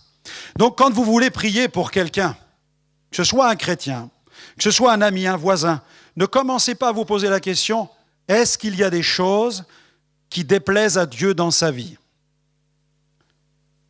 Permettez-moi de vous demander quelque chose. Est-ce que vous êtes parfait ? Vous avez la réponse. Est-ce que vous ne pensez pas qu'il y a peut-être des choses dans votre vie qui déplaisent au Seigneur ? On a tous quelque chose, nous ne sommes pas parfaits. Mais ce que Dieu veut, c'est que nous obéissions à sa parole. Et vous ne vous tromperez pas si vous priez pour quelqu'un. Et priez dans une foi pleine, entière, totale, avec une compassion entière. S'il n'y a pas de miracle, ce n'est pas votre problème. Parce que ce n'est pas vous qui guérissez. Si Dieu veut guérir, Dieu le fera. Si Dieu veut retenir sa main, c'est lui qui le fera. Mais vous êtes dans une foi toujours pleine et entière quand un malheureux vient vous voir et qu'il a besoin de la grâce de Dieu. J'aime beaucoup ce passage.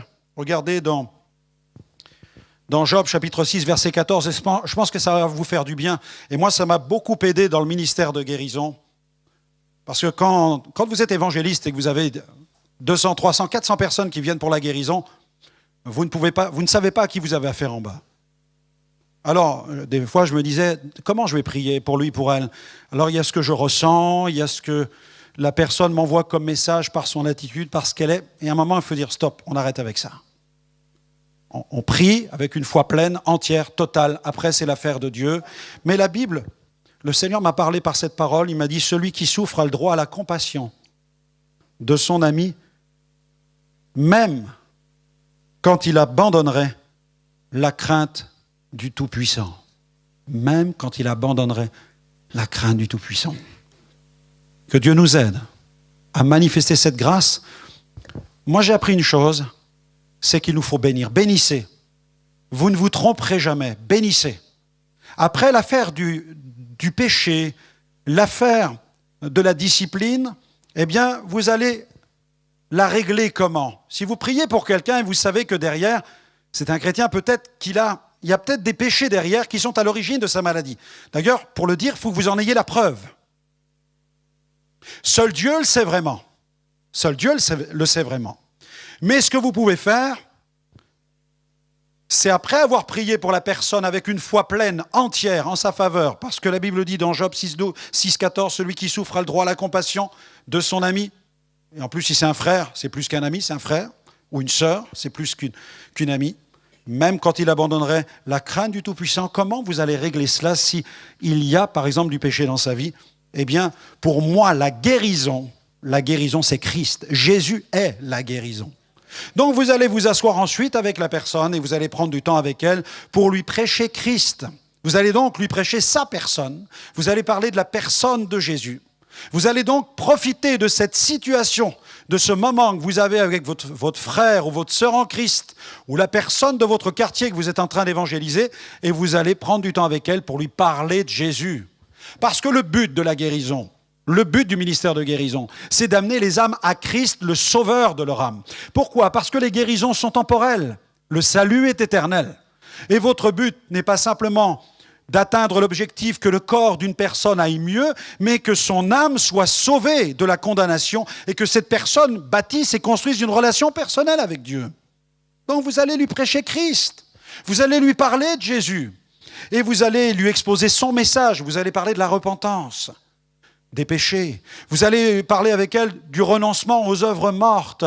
Vous allez parler des fruits dignes d'une vraie repentance. Vous allez parler de la conversion. Vous allez parler de l'obéissance. Vous allez parler de la vie d'église locale. Vous allez parler de la sainteté. Vous allez exposer Christ. Vous allez amener Christ à la conscience de cette personne. Christ est la plus grande des guérisons. Jésus est notre guérison. Amen.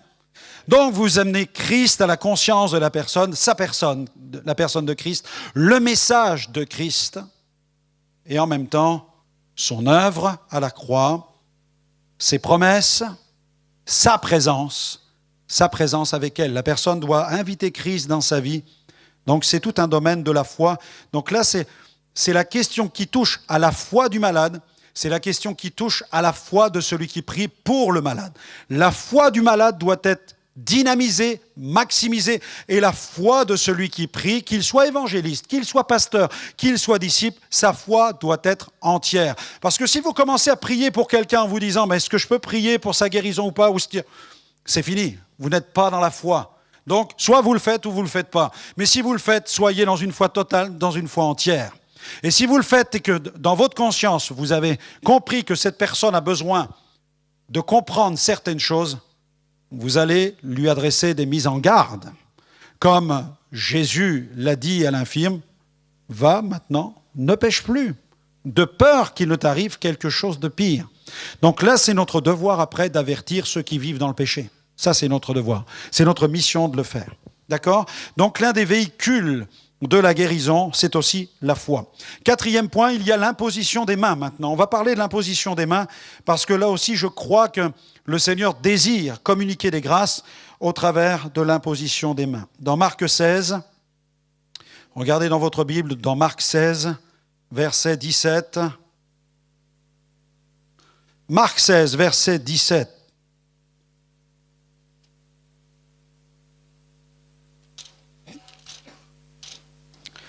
Voici les miracles qui accompagneront ceux qui auront cru. Est-ce que vous croyez? Amen. Donc, en mon nom, ils chasseront les démons, ils parleront de nouvelles langues, ils saisiront des serpents, s'ils boivent quelques breuvages mortels, ils ne leur feront point de mal, ils imposeront les mains aux malades, et les malades seront guéris. Amen. Le Seigneur, après leur avoir parlé, fut enlevé au ciel, il s'assit à la droite de Dieu, ils s'en allèrent donc prêcher partout, le Seigneur travaillait avec eux et confirmait la parole. Donc qui guérissait? C'était Jésus. Il confirmait la parole par les miracles. Qui l'accompagnait? C'est Jésus qui guérit. J'ai eu l'occasion d'étudier de nombreux livres sur la guérison divine, d'étudier la biographie de bon nombre de ministères de guérison, et chez la plupart d'entre eux, tous reconnaissent qu'ils n'ont pas le pouvoir de guérir. Et que ce pouvoir se manifeste par un don du Saint-Esprit. C'est donc le Saint-Esprit qui libère au travers du canal que nous sommes la guérison divine. Mais nous n'avons pas le pouvoir de guérir à volonté, sinon nous irions dans tous les hôpitaux et puis nous imposerions les mains à tous les malades pour les guérir, mais nous n'avons pas ce pouvoir-là. C'est le Seigneur qui confirme sa parole, mais nous avons le pouvoir d'obéir. Nous avons le pouvoir d'obéir et de respecter sa parole. Alors j'ai eu un débat théologique il y a quelques années avec des évangéliques d'un mouvement qui, pour eux, interprétaient ce passage comme étant un passage destiné uniquement au ministère. Et ils disaient, mais seuls des pasteurs peuvent imposer les mains aux malades, les chrétiens n'ont pas le droit de le faire. Alors j'ai tout simplement rétorqué à ces personnes que si ce passage s'adresse uniquement à des pasteurs, alors seuls les pasteurs parlent en langue. Et les chrétiens ont le droit de mourir empoisonnés. Oui ou non? Puisque ce passage est très clair. Il concerne l'Église. Maintenant, comme je le dis toujours, ce n'est pas parce que le Seigneur nous ouvre cet espace merveilleux de pouvoir imposer les mains que nécessairement, si je suis dans le métro, dans le bus, je vais commencer à me lever devant tout le monde et imposer les mains comme ça pour dire « Ah, j'ai du pouvoir, ça n'a pas de sens. » Comprenez? Quand on est en plein air, dans une campagne d'évangélisation, on y va avec tous les pasteurs, on peut y aller, on est dans un contexte. Mais quand on est dans un autre contexte, il faut parfois savoir user de discrétion. On peut se comporter différemment. On peut mettre la main sur le coude, la main sur l'épaule, manifester la tendresse de Christ pour une personne. Ce n'est pas tant dans le geste qu'il y aura de la puissance, mais c'est dans l'obéissance à la parole de Dieu et dans cette identification à Christ qui manifeste sa compassion, qu'au travers du geste, Dieu va libérer aussi son onction, comme il était capable de le faire au travers des mouchoirs de Paul ou de l'ombre de Pierre. Peut-être que votre ombre ne fait pas de miracle et que les mouchoirs qui touchent votre corps n'ont pas de puissance, mais vous pouvez au moins imposer les mains aux malades et prier pour un malade, coucher sur un lit, mettre votre main sur son épaule et dire « Seigneur, bénis cette personne, fais-lui grâce, donne-lui ta guérison ». Et Paul l'a vécu. Après l'imposition des mains, on va évoquer aussi ce que Paul vivait, mais j'ai eu des situations où vraiment la guérison est venue directement par l'imposition des mains. Je me souviens dans l'est de la France, une femme qui souffrait de la maladie de Parkinson. Elle tremblait sur le devant vraiment, comme ça. C'était assez impressionnant. Et en m'approchant du couple, je demande au mari quel est le besoin. Il me montre sa femme et il me dit c'est cette maladie de Parkinson. Je dis ok, Seigneur bénis cette dame. Et là immédiatement, elle s'est arrêtée de trembler. Elle était guérie de la maladie, immédiatement, sur le champ. Mon épouse, je me souviens d'une prière pour elle. On était tout jeune dans le ministère. C'était l'une de mes premières prédications. Elle souffrait de sinusite chronique. Elle vient sur le devant. Je lui impose les mains immédiatement. Dans ma main, je sens la maladie qui explose. Paf, ça claquait dans ma main. Et dans sa tête, c'était la même chose. Et elle était guérie ce jour-là. Et depuis, elle n'a jamais plus souffert de cette maladie. Lorsque l'évangéliste est passé chez nous ce soir-là pour boire un verre et qu'on a terminé par un temps de louange, elle vous racontait son témoignage cette semaine, qu'il a mis sa main sur elle et là, instantanément, elle était guérie de ses douleurs cervicales dont elle souffrait depuis de longues années. Ça a été instantané. Donc l'imposition des mains, c'est vraiment un acte dans lequel nous croyons et nous le faisons dans la foi. Nous imposons les mains dans la foi. Amen. Et nous voulons nous attendre pleinement à l'exaucement de la prière. La prière, c'est aussi un autre moyen de voir des guérisons divines. Point suivant, l'importance de la prière. Lorsque Paul s'occupe de Publius, du père de Publius, vous connaissez cette histoire dans les Actes des Apôtres, la Bible dit « Paul pria, ensuite il lui imposa les mains ». Donc la prière est extrêmement importante, il y a un lien direct entre la prière et l'imposition des mains. La prière. Nous avons ce passage qui nous rappelle dans Marc 11, 24, « Tout ce que vous demanderez en priant, croyez que vous l'avez reçu et vous le verrez s'accomplir. » Prions en présence des malades. Prions en leur présence. Parce que Dieu répond aussi à la prière du juste. La prière du juste, elle est pleine d'efficacité. Donc il nous faut prier pour ceux qui sont souffrants, et il nous faut même prier avant d'imposer les mains. Pourquoi? Parce que, comme je le disais, il y a un lien entre les dons de puissance et les dons de révélation. Et souvent, quand nous prions, Dieu commence à parler à notre cœur à l'égard de la personne. Et si nous recevons des pensées de Dieu dans notre cœur, quand nous allons imposer les mains, le contact va s'établir avec elle de façon concrète, elle va se sentir extrêmement concernée parce que nous lui imposons les mains, et la gloire de Dieu va se manifester dans sa vie. Un autre point, ce sont les dons spirituels. Les dons spirituels sont aussi des canaux, des vecteurs de la puissance de Dieu. Vous vous souvenez de ce miracle aussi à Lystre. On va Regardez dans Acte 14, regardez dans votre Bible, Acte 14, verset 8. À Lystre se tenait assis un homme impotent des pieds et qui n'avait jamais marché. Il écoutait parler Paul. Donc là, la prédication va précéder la guérison divine dans ce cas présent. Alors que dans Acte 3, c'est la guérison qui précède la prédication. D'accord ? Dans le cas présent, c'est l'inverse. Il écoute parler Paul et parce que Paul prêche, eh bien la foi va jaillir. Paul, fixant les regards sur lui et voyant qu'il avait la foi pour être guéri. Mais pourquoi a-t-il la foi ? Parce qu'il écoutait parler Paul. Mais que disait Paul ? Pour qu'un homme ait la foi pour être guéri. Eh bien, Paul prêchait le royaume de Dieu. Et il parlait de guérison divine, il parlait de délivrance, il parlait de Jésus. Il dit d'une voix forte, « Lève-toi droit sur tes pieds. » Et il se leva d'un bond et il marcha. Alléluia. J'étais dans l'est de la France, dans le sud-est de la France il y a quelques mois. Et puis un homme est arrivé pour la première fois au temple. Nous avons eu une campagne de réveil dans cette église. En voyant cet homme, je savais qu'il serait guéri. C'était écrit, c'était fait. J'avais en fait déjà le don de foi pour qu'il soit guéri. Vous voyez comment le procède le Saint-Esprit. C'était qu'une question d'heure ou de minutes. Et ensuite, il était assis sur les chaises. Et puis, on a prié pour le baptême du Saint-Esprit. Il y avait pas mal de baptême de l'Esprit. En m'approchant de lui, je lui ai dit, « Monsieur, voulez-vous que je prie pour vous ?» Et en lui imposant les mains, il a commencé à se lever. Et tout à coup, il a commencé à bouger violemment avec son corps. Et je me demandais même ce qui se passait. Il avait tout un corset sur lui, victime d'un accident de voiture. Et il marchait avec des béquilles. Il a commencé à lâcher ses béquilles, à marcher, à monter sur l'estrade. Et puis, l'après-midi, il était là sans ses béquilles. Il marchait normalement, guéri par la puissance de Dieu.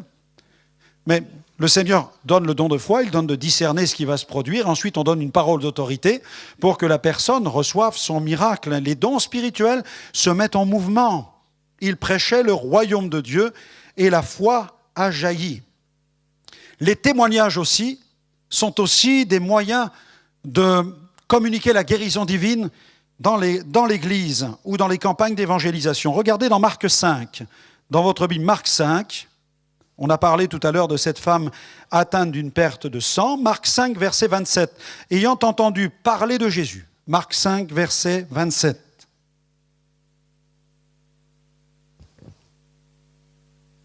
Ayant entendu parler de Jésus, elle vint dans la foule par derrière et toucha son vêtement. Amen. Donc tout le monde l'a vu, ensuite il y a eu ce témoignage de guérison, le Seigneur qui l'interpelle, et devant tous, tout le monde comprend qu'elle a touché son vêtement, même Jésus l'a dit devant ses disciples, qui m'a touché? Donc tout le monde sait que cette femme a touché, mais regardez le chapitre 6 au verset 57 ensuite. En quelques lieux qu'il arriva, donc un chapitre après, dans les villages, dans les villes ou dans les campagnes, on mettait les malades sur les places publiques et on le priait de leur permettre seulement de toucher le bord de son vêtement. Amen. Ça a été vite, hein? Ça s'est vite répandu. On a su qu'une femme avait été guérie en touchant le bord du vêtement de Jésus. Eh bien, dans le chapitre suivant, tout le monde vient pour toucher le bord du vêtement de Jésus. Pourquoi ? Parce que cette femme a témoigné. Cette femme a témoigné. Et le Seigneur permet la guérison. Il aurait pu dire, hop, hop, hop, on arrête avec ça. Hein.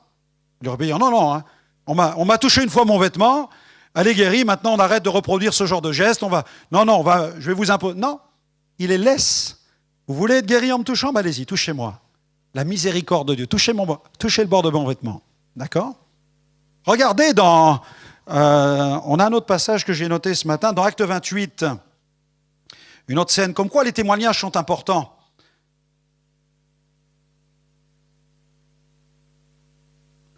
Acte 28, vous avez le cas de... On va lire à partir du verset 8. Le père de Publius était alors au lit, malade de la fièvre et de la dysenterie. Paul, s'étant rendu vers lui, virgule, pria, virgule. Donc, ce qui veut dire qu'il y a eu un temps de prière. Il a d'abord prié, il a dit, qu'est-ce que tu veux que je fasse, Seigneur ? Qu'est-ce qui se passe ? Il lui imposa les mains, virgule, et il le guérit. Si on lit ça d'un trait, ça perd un peu de son sens, vous voyez ? Parce qu'il prie, il impose les mains, et puis il est guéri, puis on s'en va, c'est terminé, l'affaire est réglée. Non. Il y a des virgules dans le texte. Il y a des temps. Il y a des séquences, des moments importants. Et il faut qu'on prenne aussi du temps. Il va vers lui. J'imagine qu'il discute avec lui. Qu'est-ce qui t'arrive? Qu'est-ce qui t'arrive? Il lui explique, voilà, je souffre de cela. D'accord, on va prier. Alors on s'arrête et on prie, il prie, il prie. Et puis ensuite, il met ses mains. Il lui impose les mains. Et virgule, il le guérit. Par l'imposition des mains, il y a une guérison qui est en train de venir. Parce qu'il y a eu discussion, il y a action du Saint-Esprit pénétrante, profonde du Saint-Esprit dans le cœur de cet homme. Et puis regardez, là-dessus vinrent les autres malades de l'île. Témoignage là-dessus. C'est-à-dire qu'il a été guéri, tout le monde l'a su. Alors tout le monde vient, il a été guéri, on veut être guéri aussi, alors on y va. D'accord? Et ils furent guéris. Oh, Dieu soit béni. Moi, je prie que le Seigneur fasse encore et encore davantage de guérison. Autre point, j'accélère parce que le temps passe et on veut prier pour le baptême de l'Esprit et les dons. Le plein évangile. Le plein évangile. Un autre vecteur de guérison, c'est la prédication du plein évangile. Il faut que nous prêchions le plein évangile. J'aime beaucoup George Jeffreys, Douglas Scott, qui avait été le stagiaire de George Jeffreys, qui avait appris de lui ce slogan merveilleux, Jésus sauve, Jésus guérit, baptise du Saint-Esprit, libère, il revient bientôt. Et c'était le fer de lance de leur prédication pentecôtiste. Amen. Et ça, c'est important qu'on prêche ce plein évangile-là. Pourquoi? Parce que la semence va déterminer la récolte. Si je prêche un évangile où Jésus ne guérit pas, je n'aurai pas de guérison. Si je prêche un évangile où il n'y a pas de baptême du Saint-Esprit, il n'y aura pas de baptême du Saint-Esprit. C'est aussi simple que ça. La semence, l'ADN de la semence que je prêche va déterminer la récolte. Bien entendu, il y a le terrain. Et là, je vous l'ai dit tout à l'heure, la prière va labourer le terrain. Parce que le prédicateur peut être loin, il peut avoir reçu beaucoup. Mais si l'Église manque dans ce domaine de l'intercession, les résultats seront maigres. Ils seront là, mais maigres. Mais si l'Église combat dans l'intercession, si c'est une Église qui a vraiment compris cela, alors il va y avoir un impact extraordinaire. Le plein évangile. J'étais impressionné par un ministère en Amérique du Sud que j'ai découvert en 1986. En 96, il exerçait depuis 10 ans dans l'Argentine avec des campagnes extraordinaires de guérison, de délivrance. Et quand je suis allé à Rosario, je prêchais dans une église, dans une campagne, et vers 22h, je sors de la salle de culte avec le pasteur, et le pasteur me dit, tu sais que l'évangéliste est là, il est dans un quartier de la ville. Je dis, ah bon? Est-ce que je peux le voir? Il me dit, oui, viens. Je dis, mais la réunion doit se terminer. Non, elle commence. Je dis, quoi? Elle commence? La réunion commençait à 22h. 22h le soir. Vous imaginez? À cette heure-là, il n'y a plus un réunionnais qui est debout ici. Hein. Tout le monde est en train de digérer le rougail de la journée. Hein. Mais là-bas, moi-même, j'ai 22h. Moi, j'avais envie d'aller me coucher aussi. J'ai 22h. Et j'arrive sur le terrain, il y avait au moins 8000 personnes qui étaient là, avec celui qui dirigeait la louange, c'était des chants de guerre. C'était la guerre contre le diable, et je voyais des gens, des démons, les possédés tombaient, les démons sortaient. Mais l'Église était en guerre spirituelle. Et là, je regardais, et avec mon équipe, nous sommes approchés du coordinateur, et le coordinateur me dit, viens, je vais t'emmener, je vais te montrer. Parce que je lui dis, quel est le secret de cet évangéliste? Il me dit, viens, je vais te montrer où il est. Il m'emmène derrière l'estrade, il soulève la bâche de l'estrade, et je regarde sous l'estrade, il y avait des chrétiens à genoux, en train d'intercéder. Il me dit, son secret, il est là. Waouh! C'était une leçon extraordinaire pour mon ministère. Il m'a dit, ces intercesseurs le ravitaillent en munitions. Et la gloire de Dieu se manifestait. Mes amis, la prière, c'est extrêmement important. Et dès ce jour, nous avons levé ce que nous appelons chez nous les guerriers de prière. Et par les réseaux sociaux, par notre lettre de nouvelles, par Internet, ils sont des milliers à prier pour nous dans le monde. On a besoin de la prière. Sans la prière, elle bouge le bras de Dieu. Priez pour moi, dit Paul, afin que j'annonce l'évangile avec hardiesse. Amen. Et votre pasteur en a besoin. Vos évangélistes réunionnais en ont besoin. Les témoins qui sont sur le terrain en ont besoin. La puissance de la prière. Et j'ai vu à Totsi, dans un quartier au Togo, il y avait 8000 personnes ce soir-là. Et on déposait les malades en bas de mon estrade. Et je me souviens de cette femme, le pasteur me chuchote dans l'oreille, il me dit, regarde cette femme, on vient de te la déposer devant, il me dit, elle est infirme des bras et des jambes. Je voyais cette pauvre femme couchée à même le sol, c'était l'hiver, c'était la saison froide, il faisait très froid ce soir-là. Tous mes amis africains avaient des bonnets sur la tête, mais je prêchais l'évangile, pour moi il faisait une bonne température, hein. Moi il faisait bon pour moi, mais pour eux c'était très froid. Mais je pensais à cette dame qui avait froid en bas, et je prêchais l'évangile. Et à mesure que je prêchais le plein évangile, mon œil était toujours attiré vers elle pour voir comment elle allait. Je dis, Seigneur, fais grâce, fais grâce. Je suppliais, j'intercédais tout en prêchant. Quand tout à coup, mon œil fut retenu par le mouvement de ses doigts de pied. J'ai commencé à voir les doigts de pied qui bougeaient. Et à mesure que la prédication progressait, le pied a commencé à se mouvoir. Et puis j'ai vu une petite main comme ça venir sur la couverture. Et cette dame, à la fin de la prédication, ôtant la couverture, tous les Africains sautaient de joie. Et la femme s'est mise debout. Et elle a commencé à avancer devant tout le monde. Ensuite, elle était sur l'estrade, guérie de son infirmité par la proclamation du plein évangile. Nous récoltons en fonction de la semence que nous plantons. Et puis je terminerai par là, la louange aussi. La louange. Je crois que la louange dans une église, c'est extrêmement important et que des miracles peuvent s'opérer lorsque nous louons le Seigneur. Pourquoi ? Parce que la Bible dit que Dieu siège au milieu des louanges d'Israël. Et un autre texte nous dit qu'il vient comme un héros qui sauve, un héros puissant qui délivre lorsqu'on loue le Seigneur.